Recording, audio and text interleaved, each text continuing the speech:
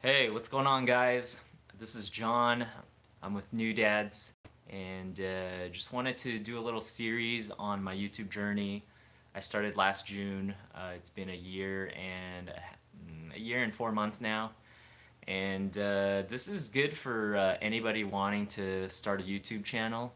But my channel is focused on fatherhood. It's focused on new and expecting dads, self-identified dads.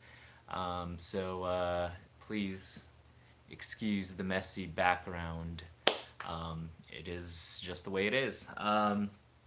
So yeah, if you're a small YouTuber or a new dad, why don't you say hi in the comments below, please, so that I can get to know you, and would love to interact with you on the comments. I have a toddler. His name is Zachary. He's 2.5 years old. I have another one coming here in 3-ish days. That's her due date. Thinking about no, we won't tell you her name. We'll just keep that private for now. But you'll find out soon enough. I mean, she's due in 3 days, so we'll see what happens. In the first first of the 7 series, I want to talk about the history of my YouTube career, why I decided to do YouTube, and just kind of how it evolved. So I'm just gonna jump right in.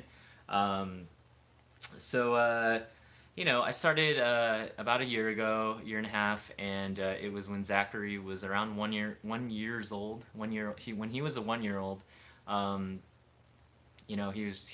when he started like walking and kind of interacting more, and so I was like, like I see all these big YouTubers like make a living from views, and the whole views while you snooze, views while you snooze. I think that's the saying.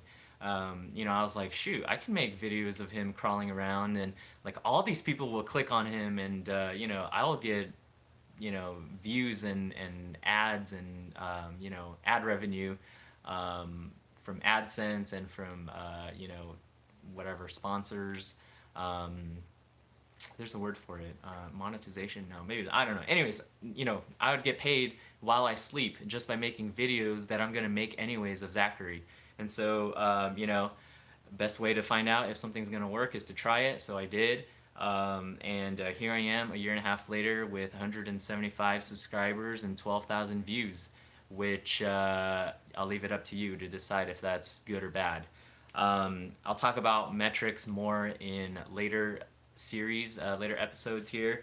Yeah, I started off on this wonderful journey, and then YouTube decides to up the ante or up the requirements for getting paid, right? And so they said, hey, creators, you need 1,000 subscribers and 4,000 watch hours to even start getting paid. And I was like, okay. I think at that time I had about 100, so it took me, whatever. I did the math, and I was like, okay, well, if I keep doing YouTube, maybe in 2 or 3 years I'll start getting paid. It's fine. I have a full-time job, so I'll do that. Do YouTube on the side, and it'll grow exponentially, hockey stick. I think that's the right way for you viewing it. And it'll all be gravy. Then we'll move out of the Bay Area where it's super expensive. We'll go to, I don't know, somewhere where it's cheaper, and then I could YouTube full-time out of my garage, and it'll be gravy. I can work from home, be my own boss. Life is good. But here I am a year and a half later, and I'm gonna, spoiler alert, it's very hard to make a full-time living on YouTube. And I'll get into that, stuff that I learned and all that. But in this video, again, just wanted to focus on why I started. So had kids, decided that I was going to make videos anyways, wanted to make revenue off those videos, decided that it is very difficult to do that. So when you watch J House Vlogs or Maze Lee, I think they got in really early, and they're very active in going to conferences and getting their name out. Also it's for Blasian couples to have 6 kids, like that's kind of interesting, like just by default. I am not in that boat, and not comparing with them too, because that would be a disservice to me. So here I am, a year and a half later, got the second kid on the way. I'm living an average life and learning about YouTube. Um, so I also had selfish reasons. I have my notes right here, by the way. That's why I keep looking here. Selfish reasons. I wanted to learn and find my voice.